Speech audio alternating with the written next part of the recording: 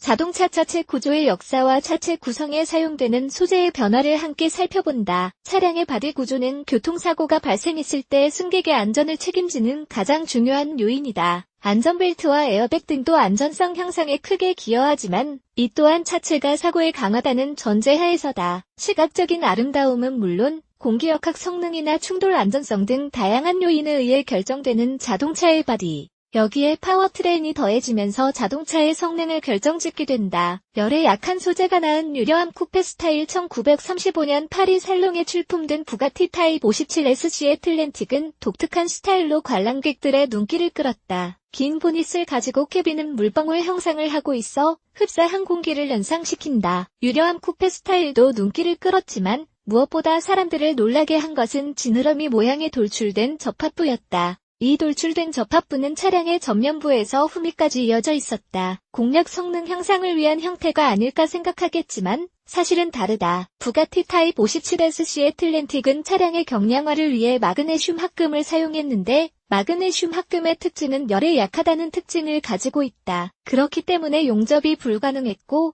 접합하기 위해서는 리벳으로 결합하는 방법을 채택한 것. 양산이 되었을 때는 마그네슘 합금이 아닌 알루미늄으로 제작이 되었지만 컨셉 모델에 적용되었던 지느러미 형태의 독특한 접합 부위의 디자인은 그대로 유지되었다. 자동차 바디 디자인은 소재의 진화가 깊은 관련이 있다. 성형 및 접합 기술도 향상되면서 자동차의 디자인 자유도가 크게 향상되었다. 마차의 형태에서 시작된 자동차의 바디 구조는 현재 세단, 미니밴, SUV 등 다양한 형태로 변화했다. 디자이너가 그린 이상적인 형태는 소재와 기술의 발전 없이는 실현될 수 없었다. 1922년 공개되었던 란치아 람다, 랜더는 승용차로는 처음으로 모노코크 구조의 바디를 적용했다. 이때까지만 해도 승용차는 프레임이라는 사다리 뼈대가 차 전체를 떠받치는 구조였으나 람다는 뼈대가 없는 순수 철판 조합 구조인 모노코크 차체로 만든 차였다. 이뿐만 아니라 쇠차축과 철판 스프링을 없애고 대신 최초로 완충기인 쇼크업 쇼버식 스프링을 달아 쿠션을 부드럽게 하고 앞바퀴에도 브레이크를 달아 차체 구조와 현가장치의 기술 혁신을 일으켰다. 가벼우면서 높은 강성의 차체는 핸들링 성능과 승차감 향상에 도움을 주었다. 또한 모노코크 구조는 차량의 중심을 낮추면서 스포티한 디자인을 가능하게 했다. 란치아 람다의 성공으로 모노코크 보디를 사용한 새로운 디자인의 자동차들이 등장하기 시작했다. 바로 1990년대부터 중요성이 강조된 충돌 안전성 문제이다. 안전을 위해선 보다 부드러운 소재를 바디 구조의 변화는 디자인 이외의 부분에서도 자동차 만들기에 영향을 미쳤다. 물론 차체가 단단하면 승객들의 안전성이 높아진다는 이야기는 아니다. 탑승객의 생존 공간을 확보하기 위해서는 충돌 시 형태가 변형되면서 충격을 흡수하는 부분이 반드시 필요하다. 이를 통해 승차 공간까지 충격이 전해지는 것을 막아 탑승자의 피해를 최소화하는 것이 목표이다. 또한 무거운 엔진이 실내로 들이치는 것을 막는 구조에 대한 연구도 중요하다. 이와 함께 단순히 생존 공간의 확보만으로는 충분하지 않다. 충격으로 차체가 부서진 상황에서도 승객 공간만큼은 탑승객들이 차 안에서 벗어날 수 있는 구조가 유지되어야 한다. 또한 오늘날의 자동차는 다양한 차종이 존재하는 만큼 여러 상황에서도 안전성이 유지되어야 한다.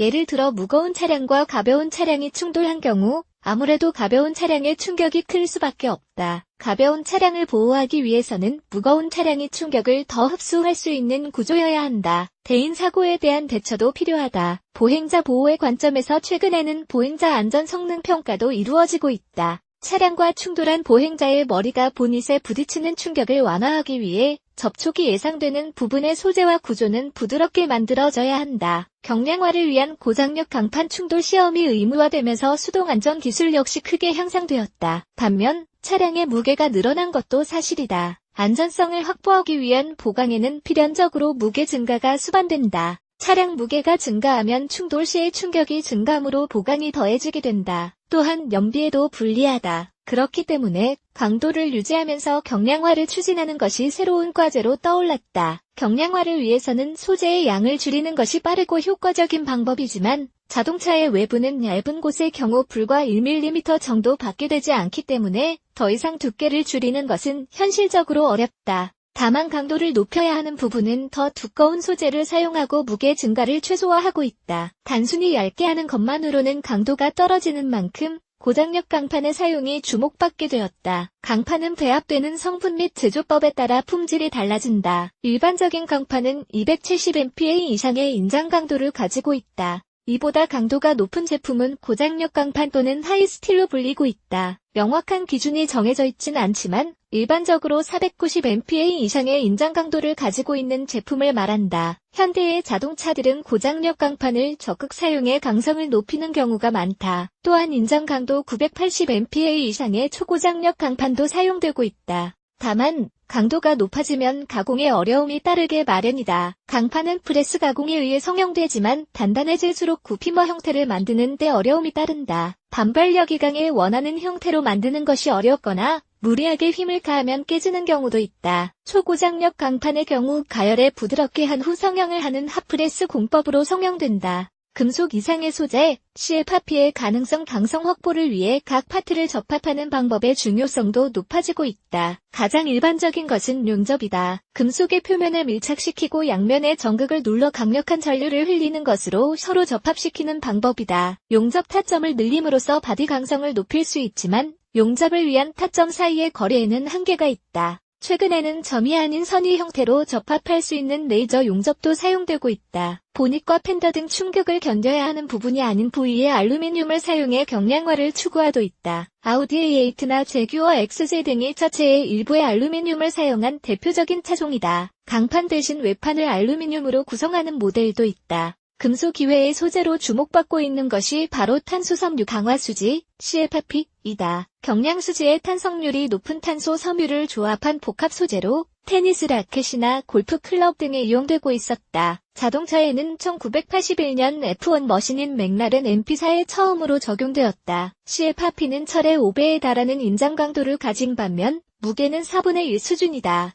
같은 무게에 비하면 강도는 20배 이상 우수하다. CFRP는 무게와 강성이 뛰어난 만큼 최적의 소재지만 제작에 오랜 시간이 걸리는 단점이 있다. 압력을 가하면서 장시간 가열하여 성형하고 냉각하는 공정도 도해진다. 강판에 비해 수십 배의 시간이 필요한 만큼 가격 또한 높아진다. 대량 생산에는 적합하지 않지만 모토스포츠와 일부 고급 스포츠카에서 사용되고 있는 실정이다. 그러나 멀지 않은 시기에 일반 승용차에서도 CFRP 적극 사용될 것으로 전망된다. 단시간에 성형할 수 있는 열가소성 CFRP의 연구가 꾸준히 진행되어 왔기 때문이다. 그 예로 기존의 열경화성 CFRP보다 가공이 용이한 제품이 적용된 GMC 시에라 데날리가 올해 가을부터 출시될 예정이다. 소재와 기술의 발전은 앞으로 자동차의 차체를 크게 변화시켜 나갈 가능성을 가지고 있다.